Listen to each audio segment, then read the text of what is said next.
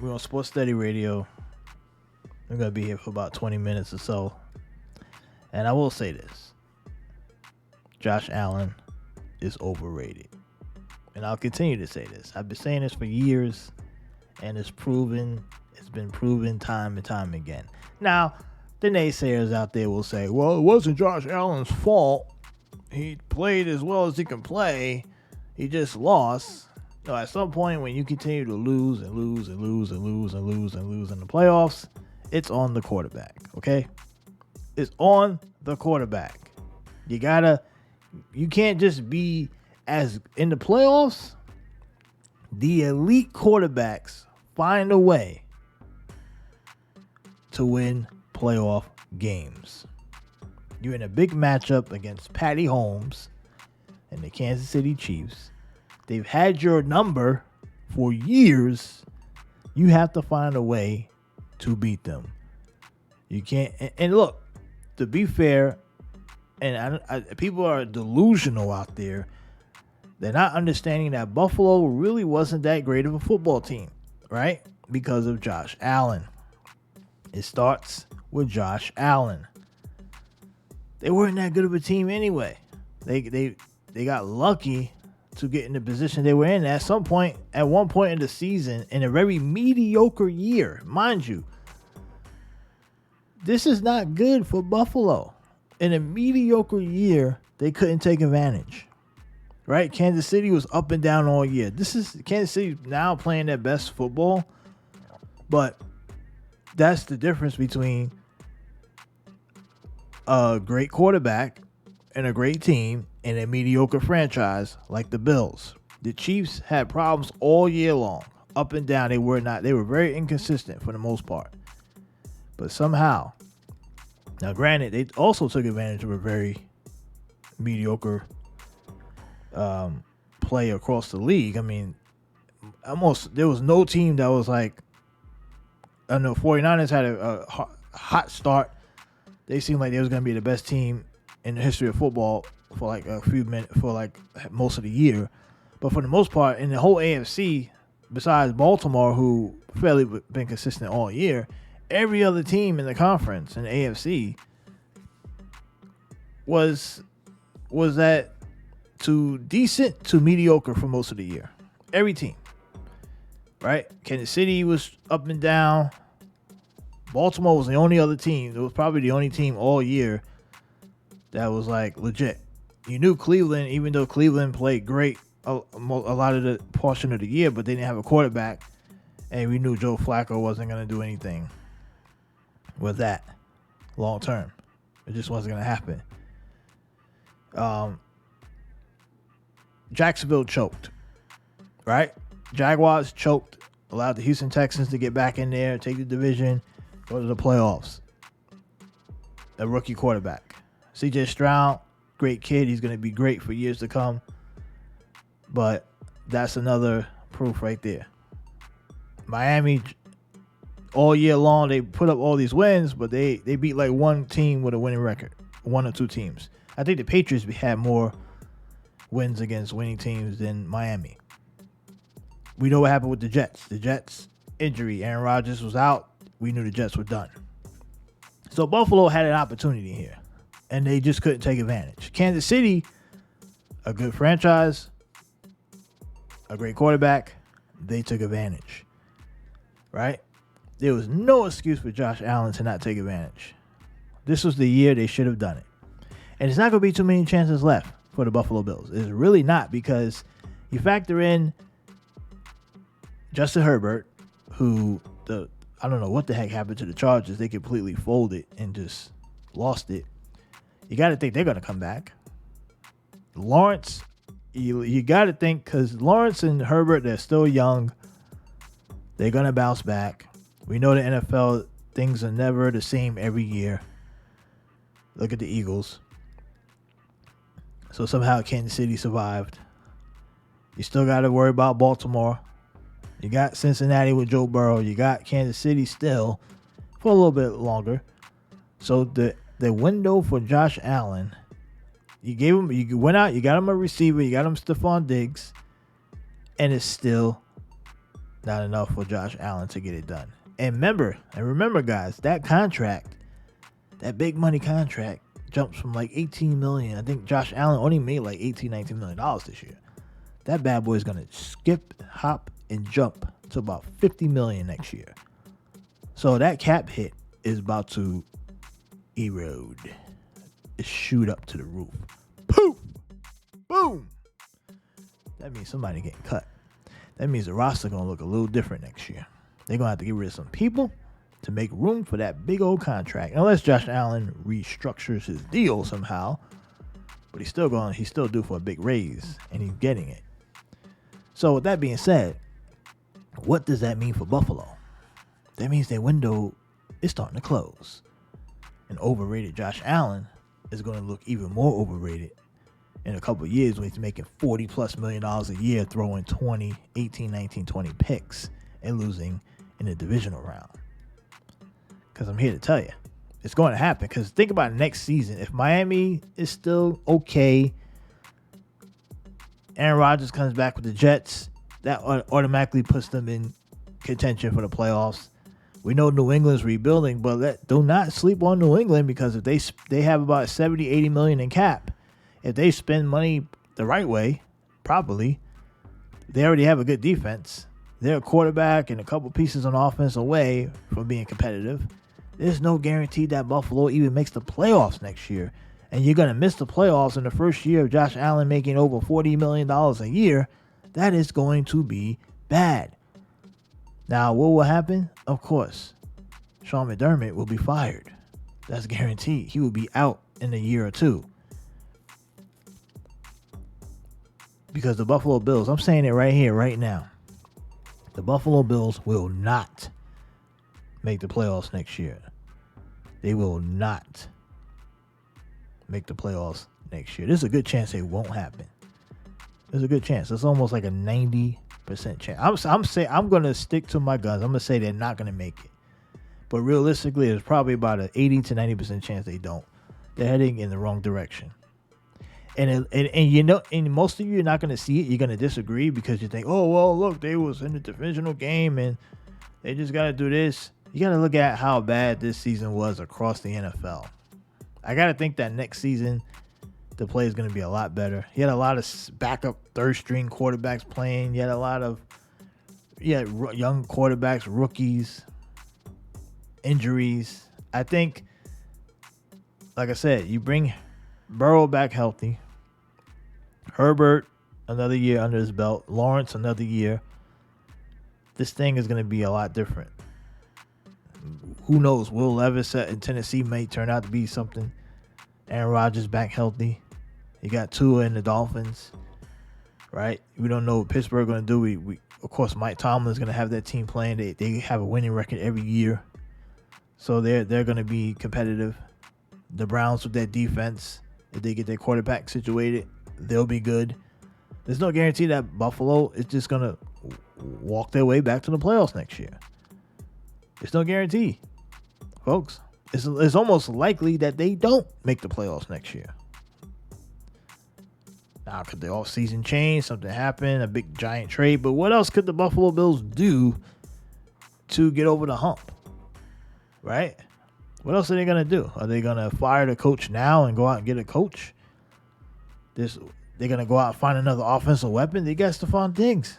And what did Stefon Diggs do yesterday against the Kansas City Chiefs?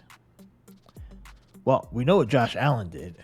Now, there was a stat that I saw on Twitter. Now, people say Josh Allen was good. 26 to 39 for 186 yards in a playoff game, 1 touchdown. He didn't throw a pick. QB rating was at about 86. Right? He threw for 186 yards in a playoff game at home. You can't come back from that. You can't pay a guy $40 million a year, a franchise quarterback, and put up those kind of stats. You kidding me? Tom Brady at Gillette. If this game was at Gillette, it was Chiefs, Patriots, Tom Brady has 3-4 touchdowns. He's willing that team. And Kansas City did everything in their power to almost give the game away, right? They had a couple, fourth quarter, Josh Allen had multiple opportunities to win this game, to take the momentum from Kansas City. They could have put Kansas City out. You're at home, and you can't get it done. It'd be one thing if Buffalo lost this game in Kansas City, right? We'd be like, oh, we get it. Kansas City's at home.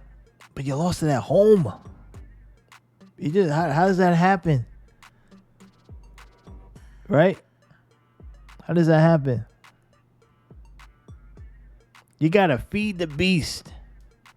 Now, Travis Kelce had 2 touchdowns, 5 catches on 6 targets for 75 yards. I would have fed that ball to Kelce 100 times. Now, maybe Kansas City did a good job defensively to limit Travis Kelce, but he got 2 touchdowns. So they didn't do that great of a job. They couldn't keep him out of the end zone. He caught 5 of his 6 catches, averaged 15 yards per catch. So they didn't do that great of a job on Travis Kelce. I would have kept feeding him. Right? Keep giving him the ball. That's what I would have did if I was Kansas City. But for Buffalo, your best receiver had 7 catches for 44 yards. Your top receiver had 6 yards per catch. 7 catches for 44 yards. That was your number 1 receiver. Where's Stefon Diggs at? Now, did Kansas City take Stefon Diggs out of the game? Did they have some great defensive scheme that said we're going to shut Diggs down? Now, some people will say, yeah, they did. But did they really? Because I don't know. I honestly don't. I think Stefon Diggs is a big-time player. I don't think that. I think it was Josh Allen just folding more so than Stefon Diggs being shut down. Now, let me try to pull up the full stats because I want to be accurate here on Stefon Diggs. Does Stefon Diggs take some responsibility? Probably, but it falls on Josh Allen. That's what it does. It falls on Josh Allen, folks. That's the bottom line.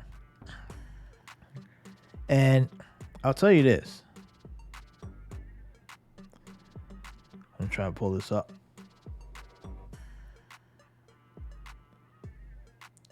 They had missed field goals, right? Buffalo missed some field goals. But forget about that. It's easy you'll make excuses. You'll say the field goal guy missed a field goal and that could have put the game, it could have been overtime and all this other stuff, blah, blah, blah. Yeah, those are easy. That's easy to say. I'm more focused on why your star quarterback is only throwing for 180 yards at home in a playoff game when you got Stefon Diggs as your wide receiver. They went out and got Stefon Diggs for you for moments like this. Right? Diggs is supposed to be the best top receiver, right? That's what they kept telling us. You go out, get him a receiver, he's going to be unstoppable. That's what they've been saying for years up in Buffalo. And across the league, a lot of people.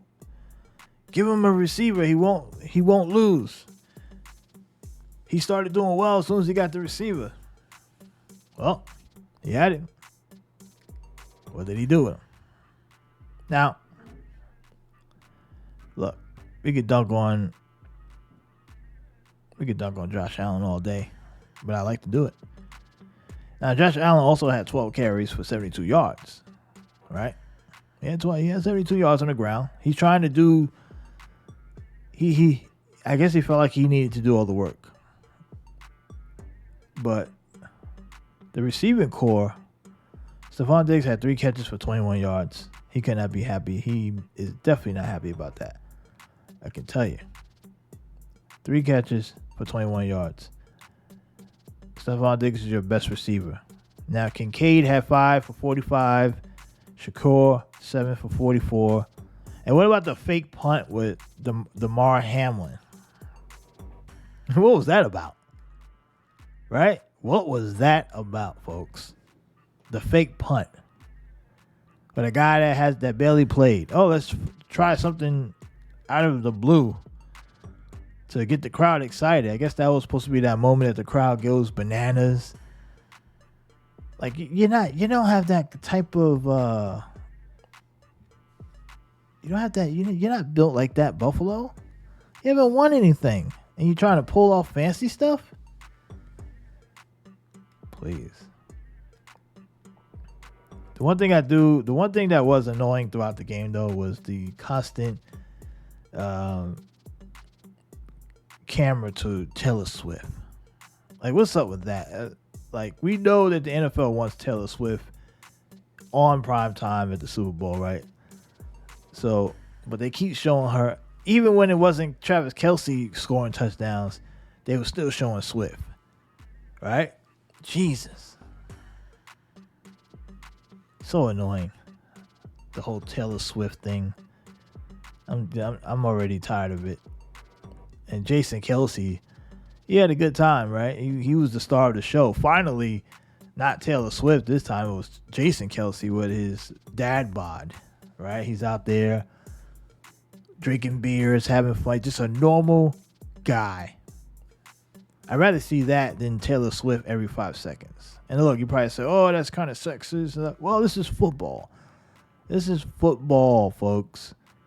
That's football, not Taylor Swift and her goofy BS. She has no idea what's going on. At least Jason Kelce knows what's going on in the game, even as he's drinking his 10th beer. Taylor Swift has no idea what's going on in the game. Okay, she has no clue. She's just happy. She just knows she's supposed to cheer. But replace Taylor Swift with Jason Kelce for the rest of the playoff run, and you'll get the same eyeballs. Oh, man. All right. Anyway. And the thing is, it's not like Kansas City was played great, right? They didn't have a great game. That's why it's even more frustrating.